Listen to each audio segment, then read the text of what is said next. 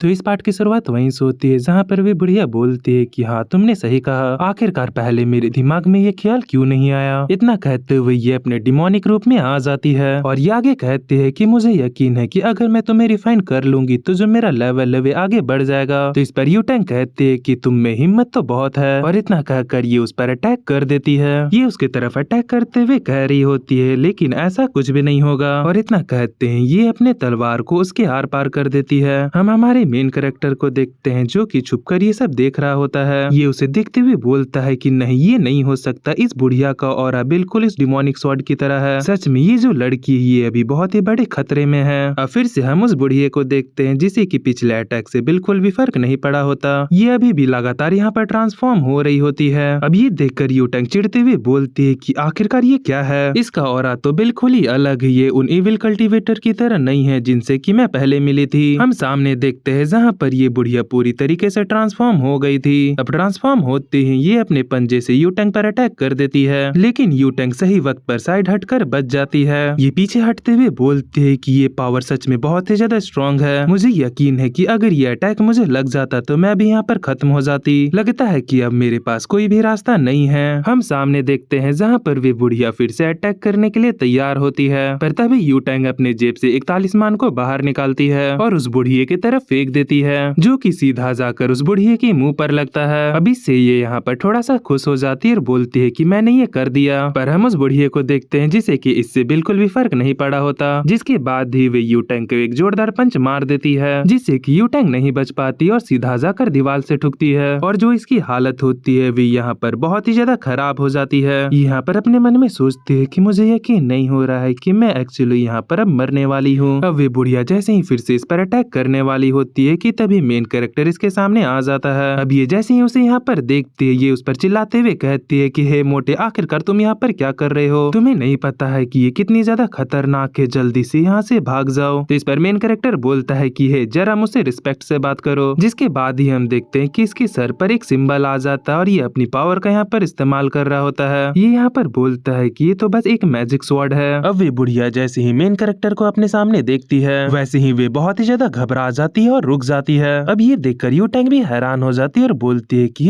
आखिरकार ये क्यों रुक गई। तो इस पर मेन कैरेक्टर कहता है कि ये कोई बड़ी डील नहीं है जब तक कि मैं यहाँ पर हूँ। हम देखते हैं ये जैसे ही अपना ऑरा रिलीज करता है वे जो बुढ़िया होती है वे डर के मारे यहाँ से भागने लगती है पर मेन कैरेक्टर इसे भागने नहीं देता, ये अपने प्रेशर से उसे जमीन में गाड़ देता है। अब इस प्रेशर के सामने जो यूटैंग होती है वे भी टिक नहीं पा रही होती है, इसे भी यहाँ पर बहुत ही ज्यादा तकलीफ हो रहा होता है। ये बोल रही होती है कि ये प्रेशर मैं यहाँ पर सांस नहीं ले पा रही, जिसके बाद ये सामने देखते हुए बोलते हैं कि ये मोटा आदमी आखिरकार ये कौन है। अब इसके बाद सीन शिफ्ट होता है, हम एक टेम्पल का सीन देखते हैं जहाँ पर कि कुछ मोंग अपना ध्यान कर रहे थे कि तभी अचानक से यहाँ पर इन्हें बैल की आवाज आती है। बाहर से इसके डिसाइपल बोल रहे होते हैं कि मास्टर अचानक से जो बैल है वे बजने लगी। तो इस पर एक और डिसाइपल बोलता है कि मास्टर अचानक से ये बैल क्यों बजने लगी। तो इस पर तीसरा बोलता है कि ये बैल ऐसे ही नहीं बजती है, जब भी दुनिया में कुछ बड़ा होता है तभी जाकर ये बैल बजती है। हम बाहर देखते हैं जहाँ पर एक बहुत ही बड़ा बैल बज रहा होता है, तभी जो इनका मास्टर होता है वे अपने घुटनों पर आ जाता है। अब ये देखते हैं इसके डिसाइपल इसकी तरफ आते हुए बोलते हैं कि मास्टर आखिरकार आपको क्या हो गया। तो इस पर ये बोलता है कि आखिरकार हमारे ग्रेट टॉयज ने इनकारनेशन ले लिया। अब हमें फिर से हमारे मेन कैरेक्टर को दिखाया जाता है जो कि बोल रहा होता है कि बताओ आखिरकार वे डीमन कहाँ पर है, लेकिन जो ये बुढ़िया होती है वे कुछ नहीं बोल रही होती है। अब ये देखकर मेन कैरेक्टर बोलता है कि आखिरकार क्या हुआ, क्या इस स्वॉर्ड ने अपने स्पिरिट को खो दिया है। देख के ऐसा लगता है कि ये सिर्फ उस स्वॉर्ड का एक छोटा सा हिस्सा है, तभी ये उस स्वॉर्ड के हिस्से को अपने हाथों में पकड़ लेता है और जितनी भी डिमोनिक एनर्जी होती है उसे भी खींच लेता है। जिसके बाद ये उस टुकड़े को देखते हुए सोचता है कि क्या ये हो सकता है कि उस डीमन ने मेरे बारे में पता करने के लिए इसे छोड़ा हो। चाहे जो भी हो पर ये चीज मेरे लिए बहुत ही ज्यादा अच्छी है, क्योंकि अगर मैं इसकी डिमोनिक एनर्जी को हटा दूं तो ये मेरी कल्टीवेशन को बढ़ाने में बहुत ही ज्यादा काम आएगा। अब इतना सोचकर ये जैसे ही पीछे मुड़ता है हम पीछे यूटैंग को देखते हैं जो कि इसे ही घूर रही होती है। ये बोलती है कि वाओ तुम कितने ज्यादा हैंडसम हो। अब ये देखते ही मेन कैरेक्टर बोलता है कि अरे मैं तो इसके बारे में भूल ही गया था, जिसके बाद ये अपनी पावर का यूज कर इसकी याददाश्त को मिटा देता है। अब इस वजह से यूटैंग बेहोश हो जाती है और जो मेन कैरेक्टर होता है वे वापस अपने पुराने रूप में आ जाता है। जिसके बाद ही मेन कैरेक्टर इसे देखते हुए बोलता है कि ये लड़की एक मॉर्टल है, लेकिन उसके बावजूद भी जो इसका स्पिरिचुअल रूट है वे बहुत ही ज्यादा हाई ग्रेड का है। सच में ये सिर्फ 17 साल की एज में ही क्यूआई रिफाइनिंग के पीक स्टेज पर पहुंच गई है। सच में अगर ये मेरा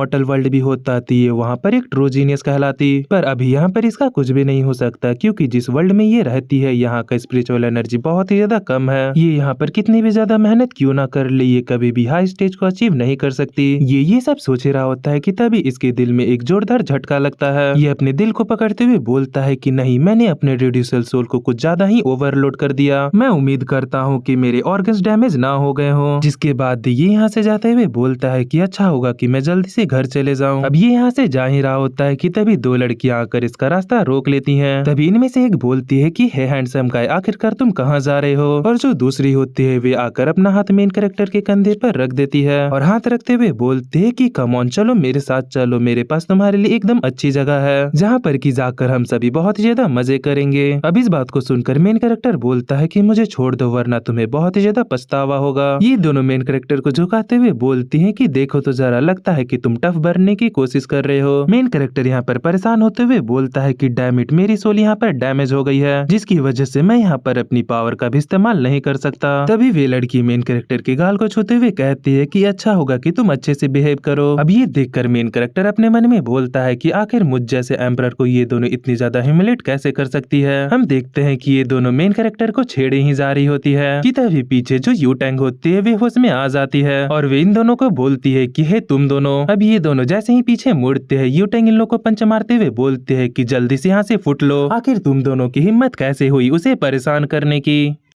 पर जो सामने वाली लड़की होती है वे इसके अटैक से बच जाती है और यूटैंग से बोलती है कि हे आखिरकार तुम्हारी प्रॉब्लम क्या है? कि उतने में यूटैंग इसे दोबारा से पंच मारती है जो कि सीधा इसके पेट पर लगता है। अब ये देखकर दूसरी लड़की भी बहुत ही ज्यादा गुस्सा हो जाती है। ये भी यूटैंग पर पंच मारते हुए कहते हैं कि आखिर तुम्हारी हिम्मत कैसे हुई ऐसा करने की? लेकिन यूटैंग इसे एक जोरदार लात मारती है जिससे कि ये भी यहाँ पर ढेर हो जाती है। अब इन दोनों को ढेर करने के बाद यूटैंग सीधा मेन कैरेक्टर के पास जाती है और बोलती है कि मैंने तुम्हें कहा था कि अपने हेलमेट को मत उतारना, तो आखिरकार तुमने मेरी बात क्यों नहीं सुनी? और जब भी कोई लड़की तुम्हें परेशान करे तो सीधा उनके संतरों पर मारना। देखो यहाँ सीधा यहाँ पर मारना जिससे कि वे एक ही बार में ढेर हो जाएगी। मेन कैरेक्टर ये देखकर बहुत ही ज्यादा परेशान हो जाता है और बोलता है कि नहीं, मुझे नहीं सीखना ऐसा कोई डिफेंस। जिसके बाद यूटैंग आगे बोलती है कि चलो सबसे पहले मैं तुम्हें तुम्हारे घर छोड़ देती हूँ, वैसे भी आज का दिन बहुत ही ज्यादा बेकार जा रहा है। इतना कहते हुए मेन कैरेक्टर को हेलमेट दे देती है और बोलती है कि आइंदा से जब भी तुम बाहर निकलो तो हेलमेट पहन कर निकलना। अब ये दोनों बाइक पर जाकर बैठ जाते हैं और जो मेन कैरेक्टर होता है वे इसे थोड़े से कपड़े से पकड़ता है, जो देखकर ये बोलती है कि हे तुम ये क्या कर रहे हो, मुझे अच्छे से पकड़ो वरना तुम गिर जाओगे। अब आगे ये अपने बाइक को तेजी से चलाने लगती है और जो मेन कैरेक्टर होता है वे भी इसे अच्छे से पकड़ लेता है। मेन कैरेक्टर अपने मन में सोच रहा होता है कि मेरी पिछली दुनिया में लड़कियों को इस तरीके से पकड़ना बहुत ही ज्यादा बुरा माना जाता था, कोई भी उन्हें ऐसे ही इस तरीके से गले नहीं लगा सकता था, लेकिन यहाँ पर तो बिल्कुल अलग है, यहाँ पर कोई भी किसी को भी गले लगा लेता है। अब आगे हम देखते हैं जहाँ पर मेन कैरेक्टर अपने घर के बाहर आ जाता है। ये यहाँ पर बाइक से उतरते हुए कहता है कि तुम्हारा ट्रिप के लिए शुक्रिया और बताओ इसकी कितनी कॉस्ट हुई। अब इस बात को सुनकर ये बहुत ही ज्यादा गुस्सा हो जाती है और बोलती है कि लगता है कि तुम अपने आप को कुछ ज्यादा ही महान समझ रहे हो। अभी कुछ देर पहले शायद कोई एक मोटा बंदा लड़कियों के सामने अपने आप को बेबस महसूस कर रहा था जिसे कि जाकर मुझे बचाना पड़ा। मेन कैरेक्टर बोलता है कि नहीं, और मैंने तुम्हें कितनी बार कहा है कि मुझे मोटा मत कहो। तभी यूटैंग आगे बोलती है कि सच में तुम पहले बहुत ही ज्यादा मोटे थे और तुम्हें इस बात से भी फर्क नहीं पड़ता था कि लोग तुम्हें क्या कहते हैं। तभी इसे कुछ याद आता और ये बोलती है कि 1 मिनट। जिसके बाद ही मेन कैरेक्टर पर गुस्सा करते हुए बोलती है कि हे मोटे आदमी, आखिरकार तुम्हारी हिम्मत कैसे हुई मुझे फिर से धोखा देने की? मैंने तुम्हें कहा था कि स्कूल के बाद मेरे लिए रुकना ताकि हम लोग गेम खेल सके, तो आखिरकार तुम वहाँ से क्यों निकल गए? तो इस पर मेन कैरेक्टर कहता है कि क्या आखिरकार तुम ये क्या कह रही हो, मैं तुम्हारे लिए वहाँ पर रुका था, वे तुम थी जो कि मुझे अकेला छोड़कर चली गई जिसकी वजह से मुझे अकेले घर जाना पड़ा, वे भी उतनी ज्यादा लेट से। सच में एक वुमन पर कभी भरोसा करना ही नहीं चाहिए। यूटैंग चिल्लाते हुए कहती है कि अरे बहुत ही बड़ी इमरजेंसी आ गई थी कि तभी इसका फोन रिंग करने लगता है। ये फोन उठाकर कहती है कि हाँ बोलो। हाँ मैंने उसे मार दिया, लेकिन इस बार की जो इविल क्रिएचर थी वे बहुत ही ज्यादा पावरफुल थी। अब आगे हम देखते हैं जहाँ ये अपने बाइक पर बैठ जाती है और यहाँ से जाते हुए कहती है कि मुझे कुछ काम आ गया है इसीलिए अभी के लिए मैं जा रही हूँ, लेकिन इस टॉपिक में मैं बाद में तुमसे जरूर बात करूंगी। अब कुछ दूर आगे जाने के बाद ये अपने बाइक को रोकती है और अपने हेलमेट को उतारते हुए कहते हैं कि इस मोटे आदमी की सैंपल की स्मेल बहुत ही ज्यादा अजीब है। और वहीं पर मेन कैरेक्टर अंदर जाते हुए सोच रहा होता है कि मुझे आराम करने की जरूरत है कि तभी इसका कजिन पीछे से आता और बोलता है कि हे वहीं पर रुक जाओ। ये मेन कैरेक्टर के पास आते हुए बोलता है कि हे मोटे आदमी, क्या तुम फिर से किसी लड़की से चिपकने की कोशिश कर रहे हो? तो इस पर यानी हुई भी कहती है कि इसका ये कहने का मतलब नहीं है। असल में जो झाओ यूटंग है वे भले ही दिखने में अच्छी हो लेकिन वे एक व्यूमनाइजर है। मेन कैरेक्टर बोलता है कि हाँ ठीक